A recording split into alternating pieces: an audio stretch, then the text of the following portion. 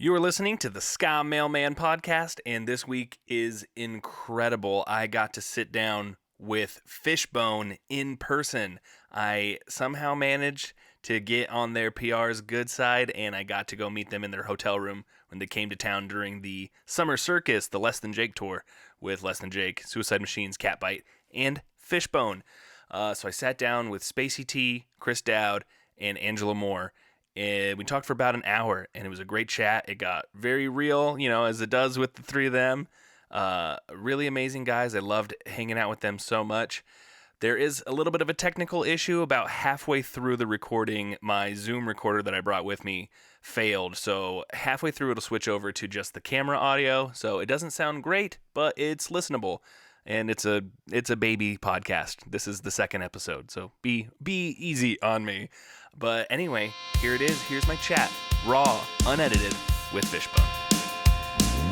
The Ska Mailman, step up to the mic, yeah. The Ska Mailman, we're talking music and life, and the Ska Mailman, we're hanging with our friends. The Ska Mailman, listen again and again, yeah. This has got to be the best podcast I've heard all week. I heard it from the mailman.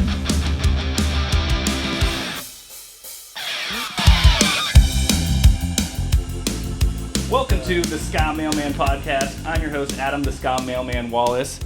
I'm joined today by Angelo, Spacey T, and Chris of fucking Fishbone. Fucking Fishbone, fucker. Holy shit. Fucking Fishbone. Fucker. How are you guys doing? How's the tour going so far? Great. You get a fishbone from us, you're fucked for life.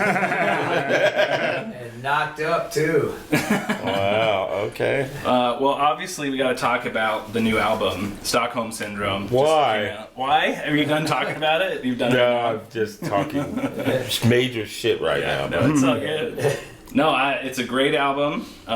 Thank you. It's the first full length in over 2 decades, right? Yeah.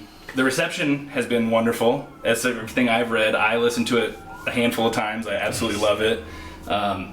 It's classic Fishbone where you're doing all the genres all at once.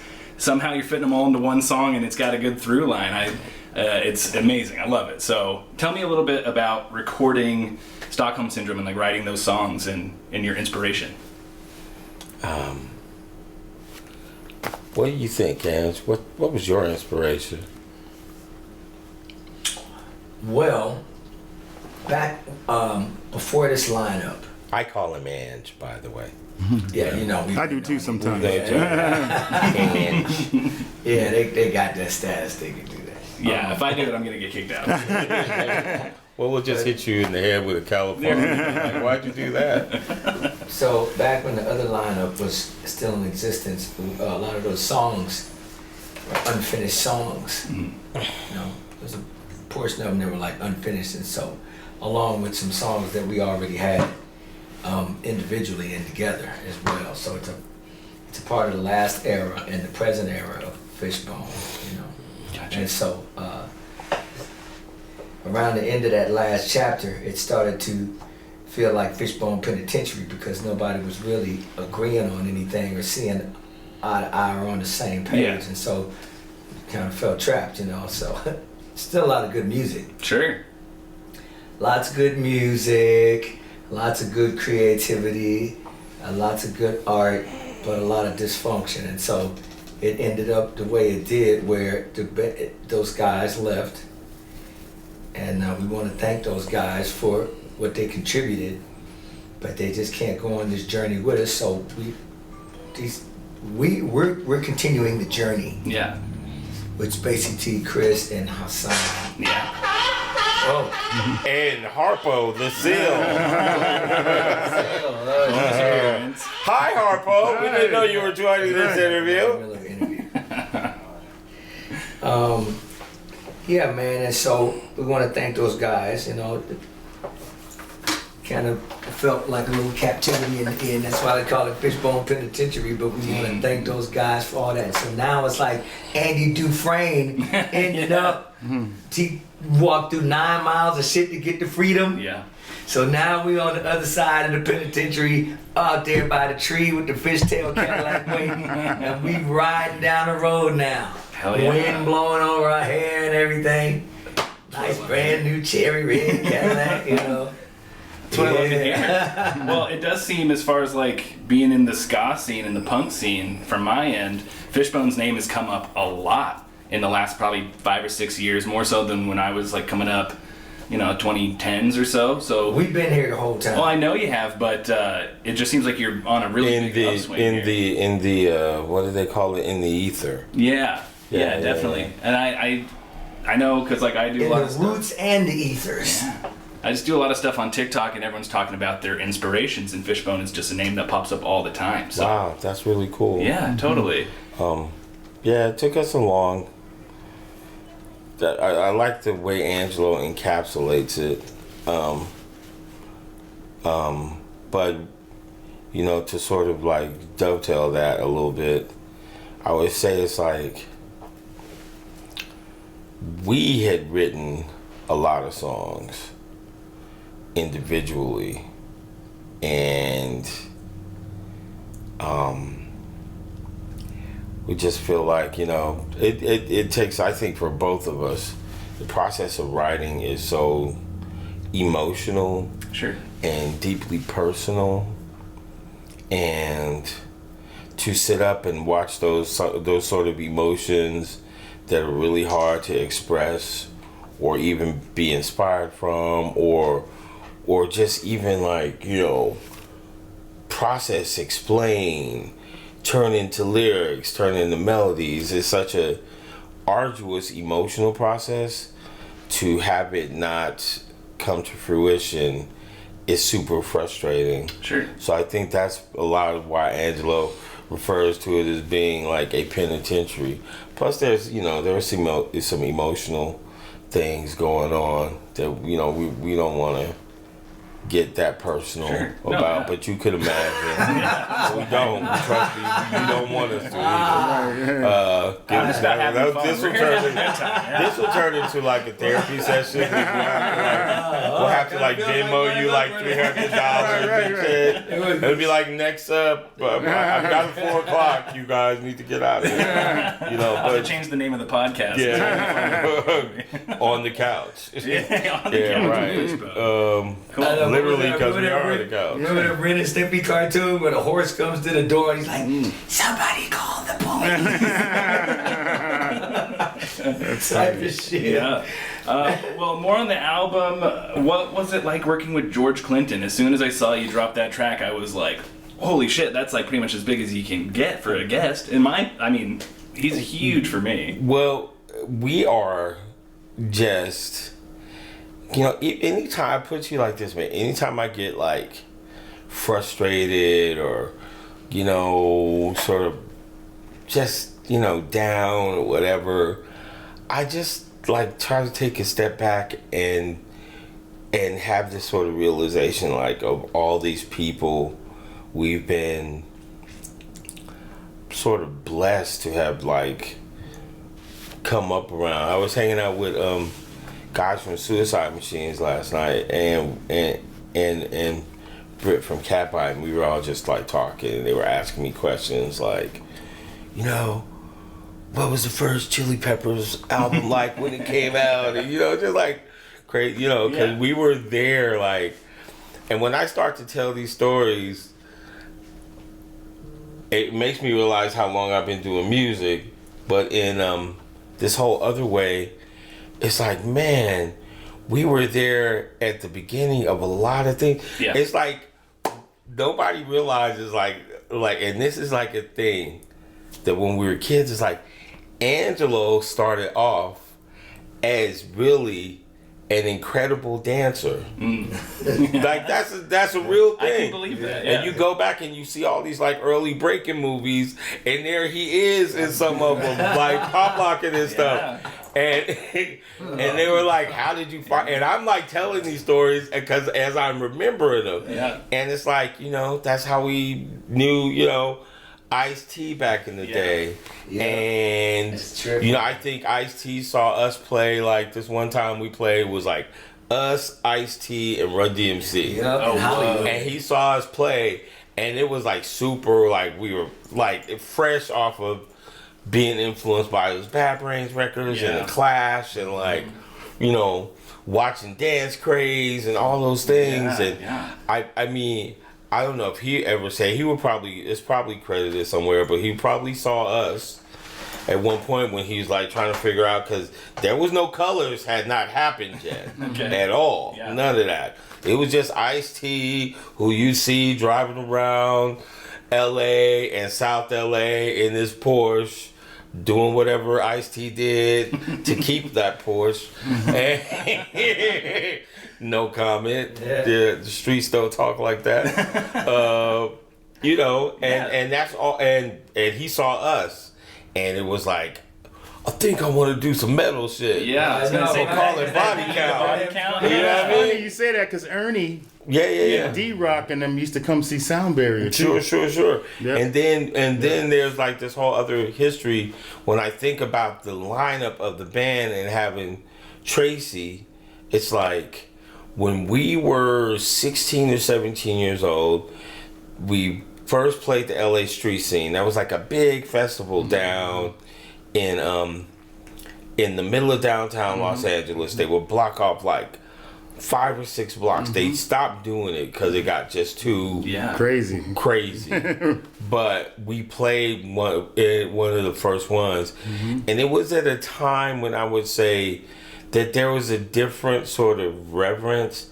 I think, I mean, not to go off too hard on this, but music has been dumbed down in some ways that is really kind of horrible. Yeah. Because it used to be the way that it spoke of who you were as a person.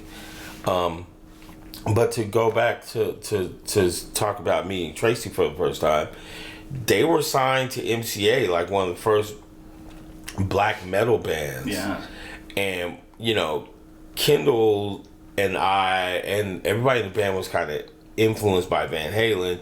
I don't think you could be in Los Angeles and a kid at that time and not be influenced by Van Halen. It doesn't matter what band. Like, first time we played with the Minutemen, they opened up with Ain't Talking About Love. And I'm like, it was just a thing. Right.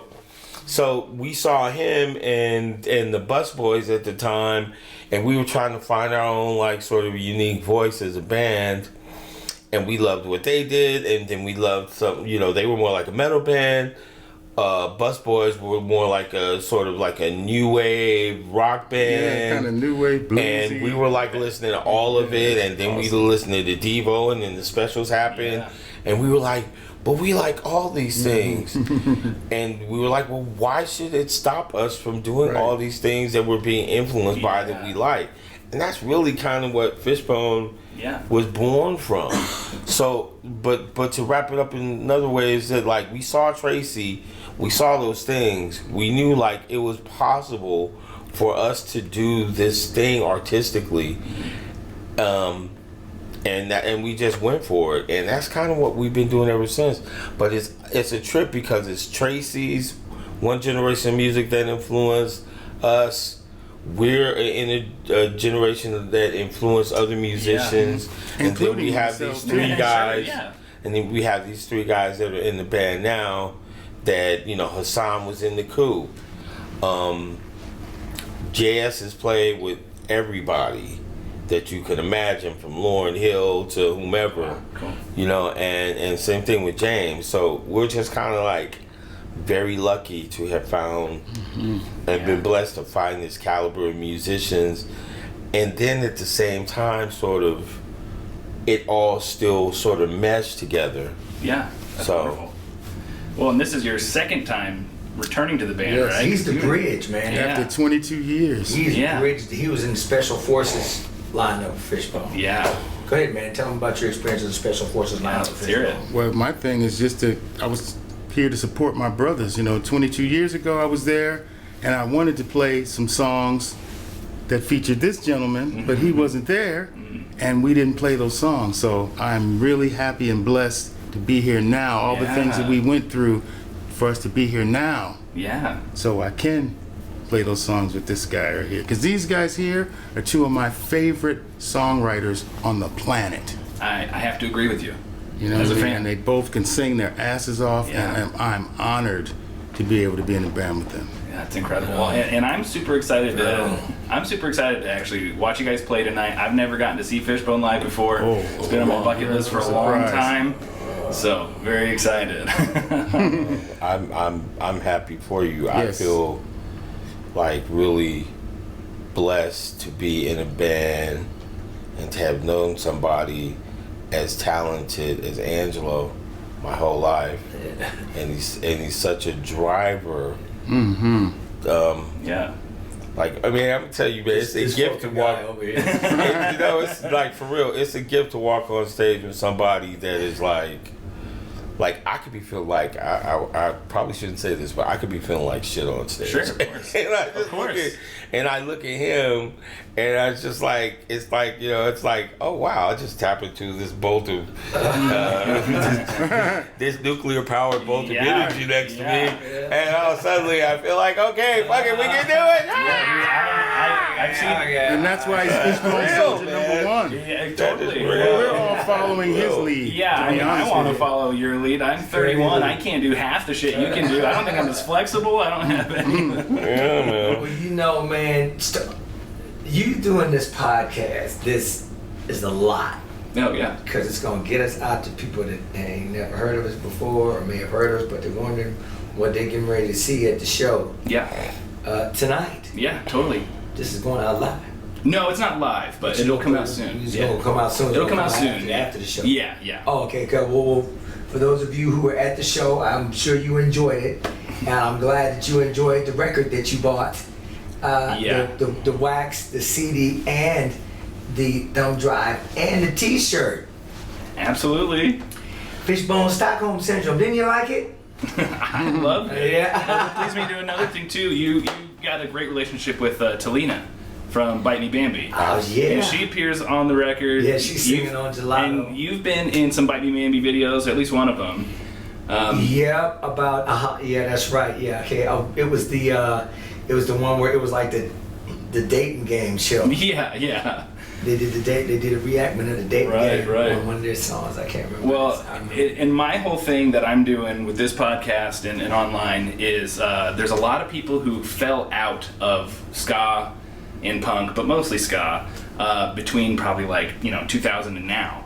And so I'm trying to bridge that gap from the third wave to now. So just the fact that you can appear in a Bite Me Bambi video, and then I can go, hey, check out this guy's Angelo Moore. This is Fishbone. Right. And we can kind of do that. And so, connect the dots like that. Yeah, that's my whole goal. Is I'm trying to get people to listen to modern ska, but also catch up on what these bands are like you guys are doing now. Yeah. Because a lot of people are still going on. Mustard Plug just put out a new record a couple of years ago. Yeah, Mustard Plug, I like them. Yeah, Mustard Plug's great. I'm blanking now, but Fishbone's keeping up on it. Big D and the Kids Table put out a new record not too long ago. So people aren't, as far as what I'm seeing from the Warped Tour scene, of all the kids who grew up going to Warped Tour like me, they have this blind spot when we became adults, and we have to be put away childish things like the Warped Tour, and then we kind of come back around and go, what the fuck is that about? I want to do what I like. Right. It's good to still be able to access your inner child. Absolutely. It's so important. The older you get,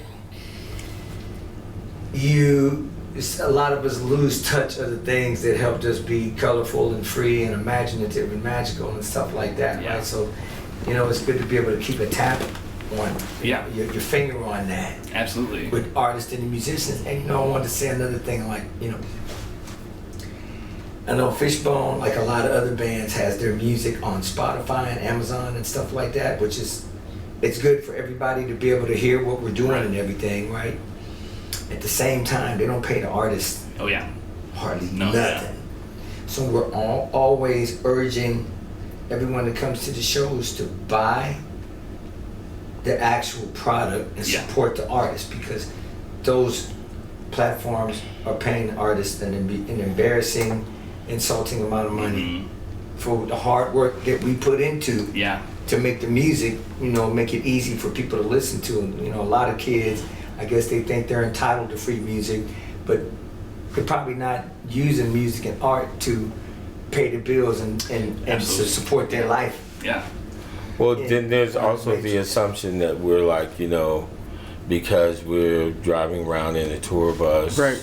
and you know we It's an do illusion. this and this, that we're all rich or something, and in some cases it's true, and in some cases it couldn't be further from the truth. Yeah, totally. So you know, it's just like, I couldn't agree with Angelo Moore, but to even speak to that, what you were saying about, like, you know, bridging this gap. I was watching this thing, and it's this comedian Godfrey that I follow on Instagram, and he was talking about Earth, Wind and Fire and Sabrina Carpenter on a show the other day, and the comments from sort of millennials down was like, are they like, and that was the thing I would kind of notice, like, are they old? Like that became like a thing, like Earth, Wind and Fire, you know what I mean? But like, and he was like saying like, and then somebody else stuck up a clip, and it was Ella Fitzgerald singing with Karen Carpenter, right? Oh, wow. Okay.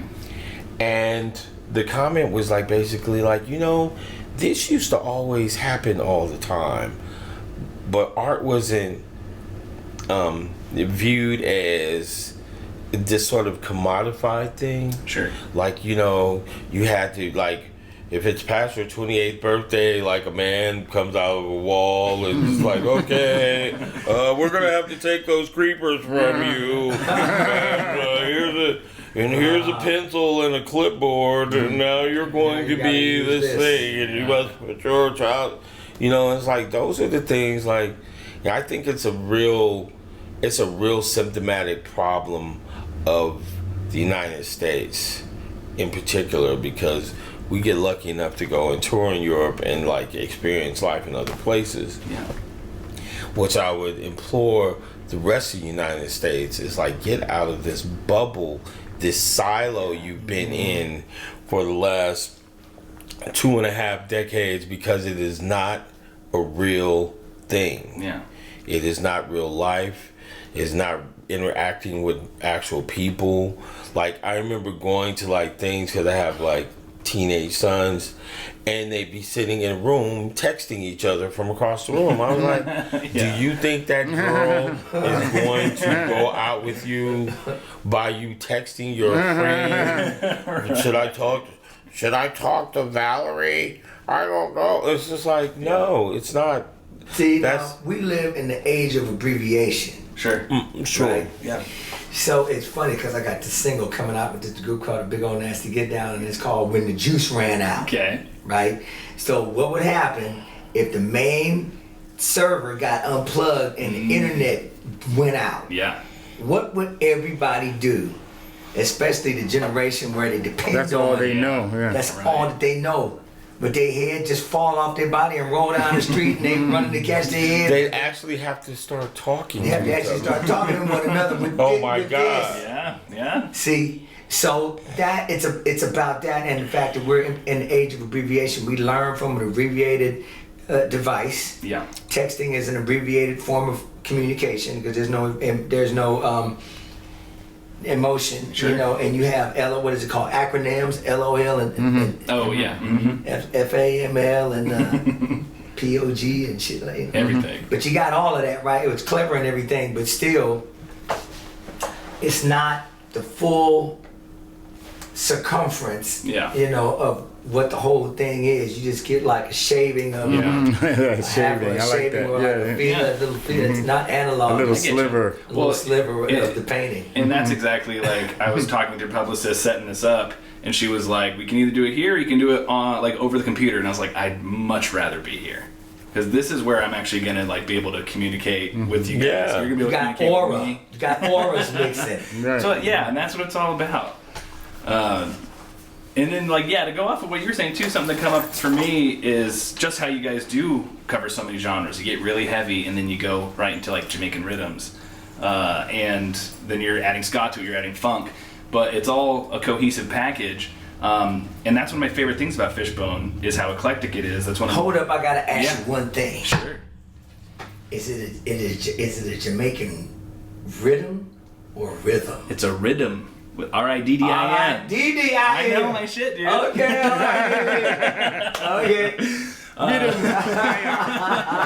He just gave you it. Don't Get It Twisted. Right back. There's a lot of that, man. There's a lot of Ebonic pronunciations. As opposed to the Queen's vernacular. Well, but that in and of itself is like you take the word copacetic. Patois, though, right? What I'm saying is you take a word like copacetic, right? Mm-hmm. That wasn't a word. Mm-hmm. It became a word. Mm-hmm. So the English language is evolving, whether it's the Oxford edition or not. Sure, sure. So rhythm is probably in Western by now. Yeah. If it's not, it might be after this podcast. You know what I mean? For real. But for all that, with going off of what you said, Chris, I digress. No, you're good. I love it. That's what this is about. Is when you're putting out music now, because I'm an artist, I have songs on Spotify. Mm-hmm. I've made 98 cents over the last 5 years. You know? Right. God! You know? And it's still hard for me to digest. Yeah, it's tough. Especially when the same people are taking your money to pay for shit like Project 2025. Yeah. How about that with the royalties you're not getting from Ma and Pa? I know. How about Everyday Sunshine is paying for your own? Like, talk about that's rough. You know, pop will eat itself. Like, the internet will eat itself and feed off the humans as well while we're at it. Soylent Green. Yeah, there we go. Soylent Green people.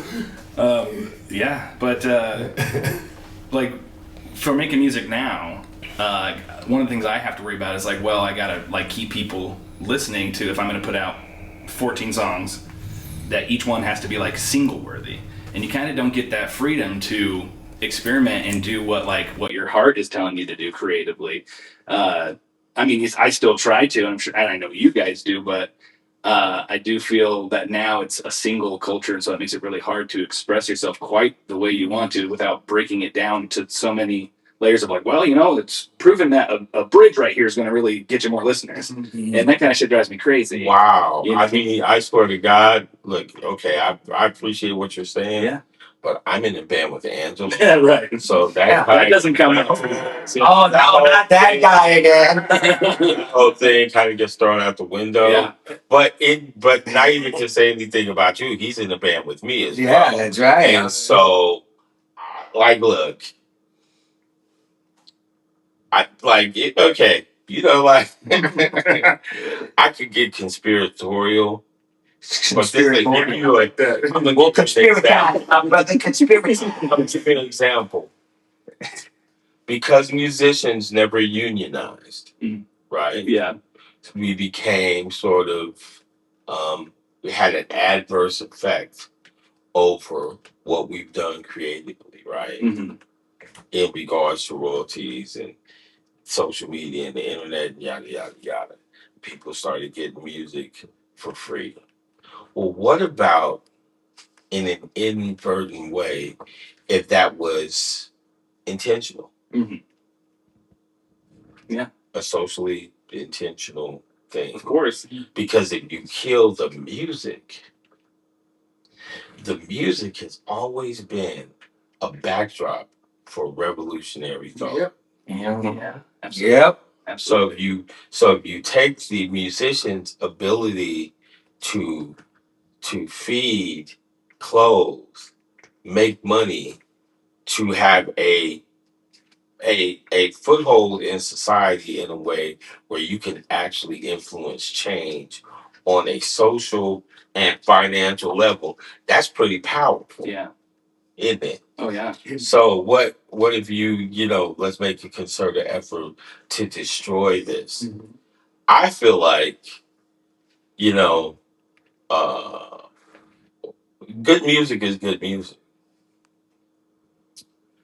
When it started to socially change, when hip hop started to socially change, for example, and it became less, common and most deaf and Tribe Called Quest, and then the disposable, whatever the fuck you want to call this shit is now. And I love hip hop shit. And there's a few people that are in there that are dope. J. Cole, Kendrick, you know what I mean? Joey Badass. It's like I listen to a lot of music. Yeah. I'm not your dad that works at, that manages the super center in Walmart. Like I'm not that dude. Yeah. So, I mean, you know, I could probably because I'm a musician or whatever, but I think even if I wasn't a professional musician, just my love of music as a whole and what it represents in society uh, would always be with me no matter what I do. It was when I stopped being in Fishbone, so nothing changed. So, but what if that was like an intentional byproduct in some way? Because sometimes it feels like it is. Yeah, sure. Because if you take the means of art is this intangible um thing that you know from a creative sense, it's just like you are drawing, you're it's like being a magician. You're pulling elements from nothing except for your emotions, an instrument with strings on it that play notes that correlate to these things and create these emotions. You know what I'm saying? So we're already pulling something from nothing, which is, in my opinion, it's like one of the most incredible things to do is science. We're dealing with like real raw science. That's what Trump is doing. Mm, Let me tell you something. Yeah, let me just throw this in there just real quick. I'm sorry. Man, that stupid motherfucker is a genius. He's a dark lord. Yeah. He's like the Joker. Okay, the Joker. Everybody loves the Joker. They love colors. They love all the magic. They love the overly absurdness of his shit and what he's doing. And people get taken by the joke and the entertainment factor, but it's not reality. Right. So now that everyone is, because what Trump will do, you listen to him talking, man. This motherfucker will just be saying any old goddamn thing. He just up there lying on TV. He just making shit up, man. They asking him serious questions. Oh, it's fine. Everything's okay. We've taken care of that already. Oh, yeah, let me pull another one out of my ass. Right. So it's just like the craziest. It's nuts. It's like when Hitler was like, I'm going to exterminate a whole fucking thing. Yeah. And that motherfucker tried to do it, right? The craziest fucking idea. And Hitler was an artist. Yeah. At the same time, right? So whatever morbid artistic visual he had, he was trying his best to make that shit happen in real life. Just like Trump is doing. And it's on an entertainment level. And so America is an entertainment based culture where people look at the TV and they see the craziest movies with the monsters jumping out and shit and everything, or pulling the gun out and shooting somebody, and then you turn the channel and the same motherfucker who was shot is getting up and walking away, right? Yeah. So people go out and they try to do it in real life, like Secret Police. Got a song called Secret Police. I know it, yeah. About the guy who shot them people and got him walked off and got away with it. With his little card that he showed, his magic. More than a few, it was a few things, but yeah, but that's so we as musicians and artists, I mean, this is how I'm thinking, right? As the same kind of motherfucker that can pull these energies from out of the ethers and from the roots and put them together and do that shit, because that's what Trump is doing. Except my intentions are different. My intentions are to wipe his kind of person and everything that he think about. I'm trying to erase that motherfucker with the music that we're doing, with the power and the magic of our music, as well as I'm sure there's a lot of tons of other people that are trying to erase his ass too. But music and entertainment and art is the weapon. Absolutely. Like lighting fire with fire. Yeah. And that's what we doing here. Well, and that comes across in the record. Yeah. It does. Yeah, it did, huh? Yeah. Oh yeah. It was powerful. It was very good. I feel like in the like and I'm not saying like Fishbone's the only person that's speaking out against the tyranny. Fuck it, let's say it. Well, Fishbone is the only one that's sticking out of his tyranny. that'll be the clip. but somebody, but like I was having this conversation last night. I'm not gonna name names, Had to adjust my shit. but I'll just say it's a lot of bands out there of guys that I may or may not know that have an incredible amount of influence and incredible followings. Yeah. And could really, you know, lend a hand not only financially but socially. And they're quiet, they're mum. Sure. They ain't saying shit. And some of them even quote people that like Bob Marley and shit. Oh yeah. And they talk that talk. We pull from these cultural icons and these sayings, and it makes it sound like that thing, but you ain't really doing shit to help the people. Yeah. You're not doing shit to help the people. You're not doing shit to inspire people. Hey, here my broke ass is throwing it all out there on the got no pot to piss in or window to throw it out. But I'm just throwing, we're just putting it all out there on the fucking line because at the end of the day, somebody has to say something. Yeah. Because what's that saying? If you don't stand for something, you'll fall for anything. Yeah. Wait, what's that song? It's a dirty job, but someone got it. Yeah, Chuck. Yeah, Chuck. It's a dirty job, so we gotta do it. It's show day, so I'm going home. I'm getting out of my uniform and into my show fit. Check for my phone, wallet, keys, and of course, my Eargasm earplugs. I never go to a show without them. They come in this convenient carrying case and go easily in your ear. Now you have high quality sound at every show you go to. So head over to eargasm.com to get yours and use promo code MAILMAN10 for 10% off your next order. That's eargasm.com, promo code MAILMAN10 for 10% off your next order. Oh man. Well, yeah. And then But hold up, the whole. Yeah. Yes, Spacey. sir. He's being humble. I know. We got to hear something. You guys, we'll see This the motherfucker right here is he's created a whole another universe. He's contributing. What? Sound barrier, the box set. Who else went in there? What? Tell him. Just Yeah, let's hear it. Spacey T. He has a Your whole time. universe. Well, it's just that sound barrier, like Chris was saying earlier, we met way back when the LA street scene. Yeah. And we were the first all black metal band signed to a major label, which was MCA Records, that didn't know how to promote us. Yeah. And style is new. So, it was just a long, hard road, but we wanted to keep it going to the point where at this point we're gonna put out a box set. Like just with everything that we've done, legacy of Sound Barrier, you know what I mean? Because once we had that ball, and I always have to go back to it because it's such a fascinating thing. That ball got fumbled, and these guys picked it up and ran with that ball, you know what I mean? Yeah.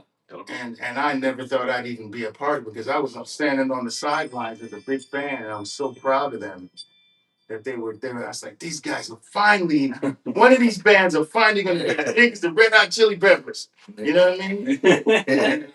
And it seemed like it was going, momentum was going, and then it just stopped. And it was so disappointing because I didn't know what was going on. Sure, you know what I mean? Yeah, well, sometimes I feel like when we started doing this musically, what we had attempted to do, which was basically not being whatever perceived lane a artist, a person of color, a black man, however you like to quantify it.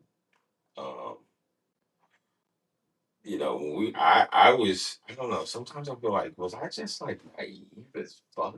You know what I mean? Yeah, Like yeah, I to feel think that too. that we could do something that would sort of Could change the world. that Yeah. would stand out above the sort of all the noise. It's like why have a highway with 5 lanes when you can have just one big highway? Yeah, I get you. That's the way I thought. Yeah. Who needs some broken lines and shit in lanes with different genres? Just Exactly. one Right. big lane right there. Yeah. It's all the same thing. It's Until we all found like, out that, oh, they got lanes, really? We gotta be in a lane. Yeah. well, the lanes, that sounds so frustrating. the lanes were meant to control Yeah. Yeah. who the music and who the message got to Yeah. inspire and meet. Yeah. I mean, that's what all those Osby Brothers album covers were like, Mhm. white kids on the beach. Yeah, same. All the time. Yeah. Well, I love this Chubby Checker song. You know, and the same thing with Soundgarden, the record label looked at us as like a novelty act. Okay. You know what I mean? Yeah. Like, and for even for what we were doing, like I said, it was a novelty to them, and they wanted us to stay in that lane. If that's what we were gonna do, we had to stay in that lane. So when I saw these guys, and they were doing all these different styles, I'm like, wow, how come they get to do all that? And then find out they really couldn't. They wanted to, but the record label made it hard for them as well. I mean, that's kind of been a consistent in the Fishbone story, right? Of like, you're gonna tell us what to do? Fuck that, we're gonna do it anyway. Yeah. Well, that's why we got kicked off the Sony and went with Dallas Austin, Rowdy Records, Yeah. Okay. because we wanted to play more of an eclectic, Hmm. edgy kind of music, and they wanted us to be more contemporary at that point. Sure. And we were like, well, no, man, we want to do this. And so we just made a bunch of songs to get us kicked off the label. It did. Yeah. Right, it did. And then we got on Rowdy Records, and that was where Chim Chim Badass Revenge came along. Yeah. Well, I guess just the thing that pops in my head is the song Charlie. Mhm. Wasn't that like, Yeah, it was in your face. yeah, wasn't the whole thing like, you guys can't be talking about sex and ladies? I never even heard that. Okay. Yeah, I No, never. in the way that song sort of plays out. Yeah, that song never got in the way. Okay. A lot of times, Angelo's mind was on somewhere else. Yeah, I'm not trying to throw my friend under the bus. I'm just saying, his brain might have been somewhere else. Conversation. Oh, wait, what did Scarface say? There's nothing you can do to me that salsa has not done. But it was like, I don't know. You know what I think, man? I think this record company, and we got executives in the record company, it's predominantly white record company. Sure. Right. Okay, and a lot of the bands that were around us at the time before, everybody before and when everybody got signed, I think the darkest subject matter anybody talked about was drug abuse in their songs, and that might have been the darkest. And when it came to subject matter, but nobody really talked about racism. Uh-huh. And as black men, black people in white society, there's racism directed to that. Yeah. If you're white in a white society, well, you have white privilege. You can look at the face on a dollar bill and see that it's privilege right there, because that guy on there don't look like none of my ancestors. So automatically, it doesn't give me the feeling of I'm there with everybody else as a race and a culture. See, so all of that. Played a big part. So when we started talking about a lot of racial matters that we experience in society in our songs, it's like, well, we don't want our kids, or we don't want people to listen to that. We just need to leave that to the bands, to hip hop artists, Okay. and the stereotypical subject matters that a lot of rap artists talk about: drugs, racism, and bitches and shit like that. Right? Be able to focus in on that. There's a lot of intellectual rappers out there, but you leave that for them as well. So when it came to Fishbone and we started talking about stuff like that, I feel like that's one of the subject matters that kind of curbed our visibility. But it was just a part. It was the reality of our surroundings, which is the name of one of the. Yeah. Well, Yeah. I to speak to that. So when Chim Chims happened, I left the band by then. Yeah. I can't speak to what was going on. I had some different experiences after that, even with the same label, that I have my difference of opinion is simply we were never going to do what was compromised as a band. We just were never going to do that at all. You know, we were never going to compromise. And sometimes when you aren't, when you want to stand in your own truth, you have to sort of stand in whatever those repercussions are going to be of standing in the truth. So I don't really like. I think for a long time I did sort of approach this like, they did this to us, this happened, but I don't really feel that way. I feel like we're pretty fucking defiant and pretty willful. Angelo wasn't going to sing songs a certain way. We were never going to kiss the ring. It was never going to happen. And a lot of times, the people that kissed the ring and played the game a certain way, well, you get to do the ads in the magazine, or you get to host the TV show, or you get to do the thing. And the anarchist motherfuckers that are really some anarchist motherfuckers are like, yeah, fuck that. I'm not kissing no ass to get to that place. Yeah. Actually, I did. And that's kind of I'm not I'm you know I'm Oh, go ahead. I'm talking sorry. from my perspective here. You know, I you know I don't think we were ever myself Kendall. We were never gonna play the game the way the game was set up. Yeah. Because it's a rigged game to begin with. Yeah. So, like, why participate in a game that you know is rigged? Yeah. You might as well do you the way you're going to do you and deal with the consequences as they come. Yeah. It's not easy, especially when you're trying to do something musically where you're innovating. Like, innovation is one of the scariest things, especially for people with no talent. Like, I'm sure it's 100 different car designers that went to Chevrolet or went to Ford. Look at that movie. What's that movie about the car that the guy made? And he had innovated so many things making his car, like windshield wipers, this thing, that thing, that they were like, oh shit, if this car comes out, he'll ruin us all. And I feel like that's kind of in a lot of ways, that's what we were. These motherfuckers had said there's too much truth going on. We gotta fucking suffocate this shit. That's true. You know what I mean? It's just like, oh, I gotta suffocate this shit. Yeah. And then you throw the practices of a racist country on top of it. And sometimes, to be honest with you, I feel like in this band and why we are where we are, sometimes the destruction comes from within.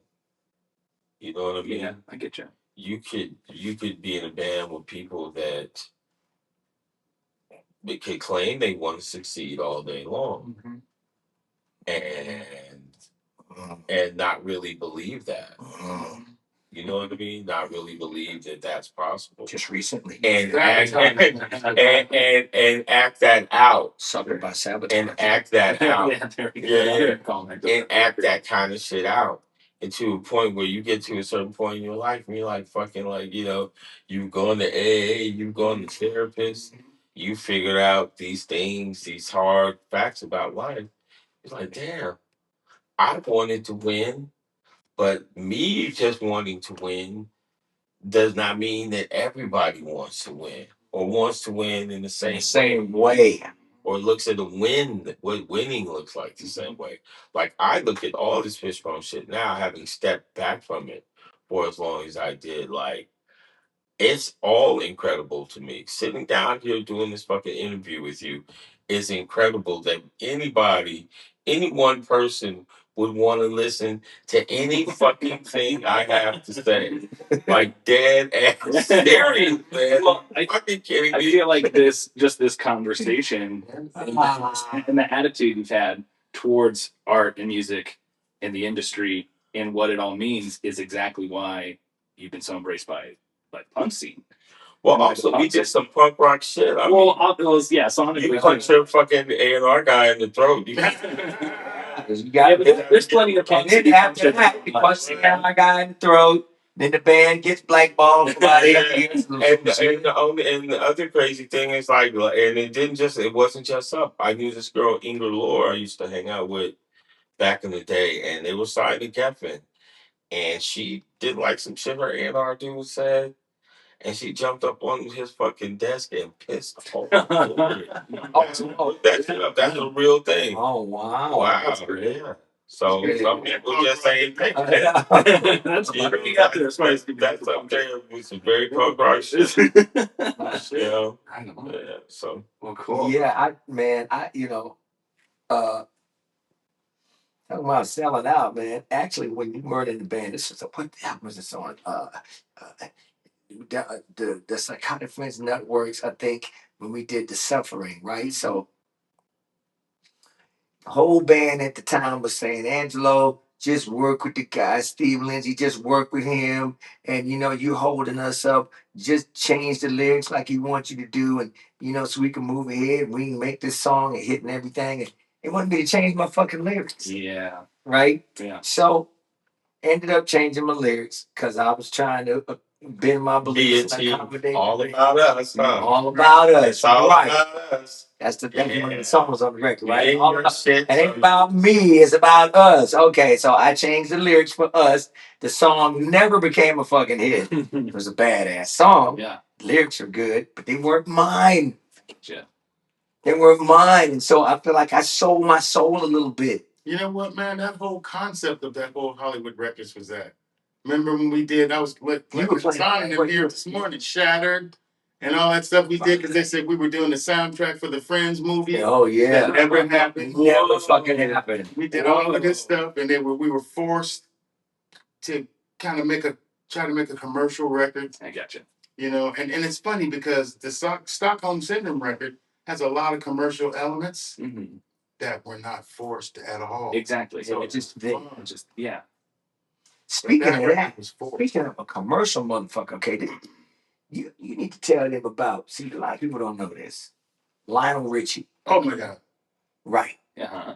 It's okay, man. That motherfucker's got more money than he. Motherfucking, I love his music. I dance to on the dance break. How? Okay, I like it. Okay, good. Well, most of the stuff he was but that's what was stuff that I wrote. He wrote. No shit. So he wrote a man. Tell him, man. Yeah, let's hear it. Just to make a long story short, One ass under the grave. when I first moved to California, He was blessed. we wrote music, and we wanted to get a record deal.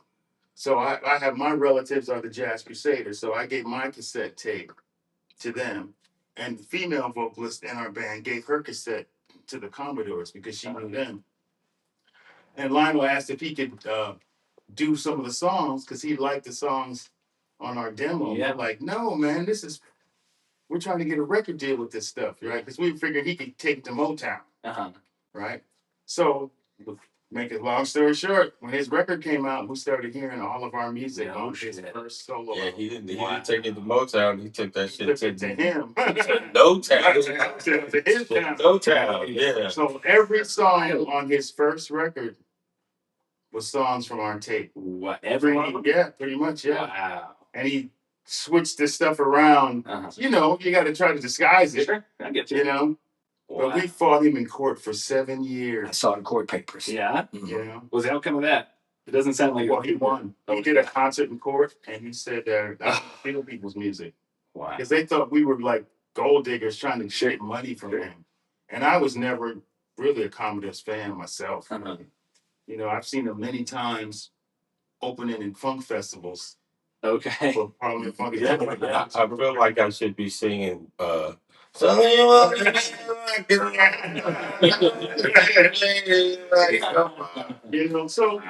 I'm just, and for me, this is the story I told these guys because they've been through a lot of stuff too. And I figured that would help them with their whole Stockholm Syndrome concept. Because for me, I had to drop all of that stuff to be sane. Oh, absolutely. Because You can't hold on to that Exactly. forever. Then you're just like, you're going to be miserable with life. Exactly. Yeah. Can't have that. No way. So I tried to tell them that story so they can use that to help them with the whole thing that they went through with Fishbone. Yeah. Trauma.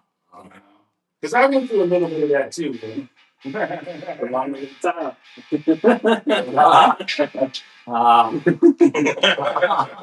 So Oh, name that sample, yeah. Yeah, we can only get 14 seconds. Right. Okay,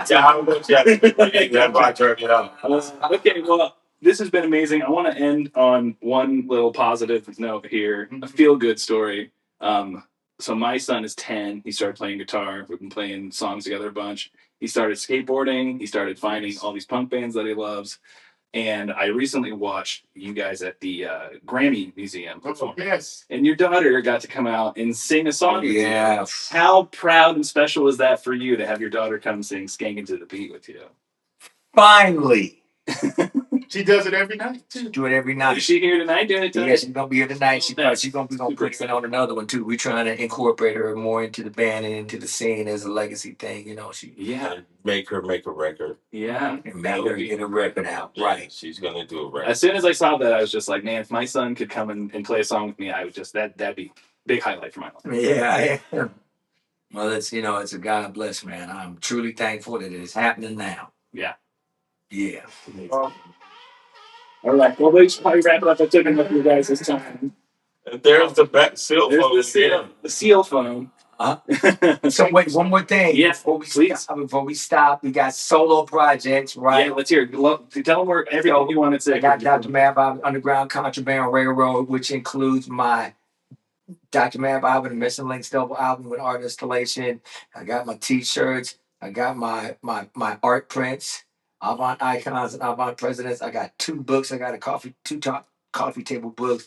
One's called The Olegna Phenomenon, which is my social studies book. And I got another one called Ska Do Ska Don't, which is like my Japanese project. And they both got USB cards to go with them. They got an audio book on one and music on the other to go with everything. Cool. And I got the brand new Step, which is more contemporary electronic dance and things of that nature. And That's Pendulum Swings. That's great. Pendulum Swing, Love brand new that that video. Yes, right. So we got like videos on that on YouTube, man. Okay. And so in a new record out called Perceptions right now. Mm-hmm. That's out there and available to get, and so and we have all these things at the merch table when you come, so that you can support the artists. Also, Chris has a couple of new pieces he came out just with. Chris, tell them about the pieces that you came out with, man. Okay, so when I left Fishbone, I came out with this record, And it's called and it has this song.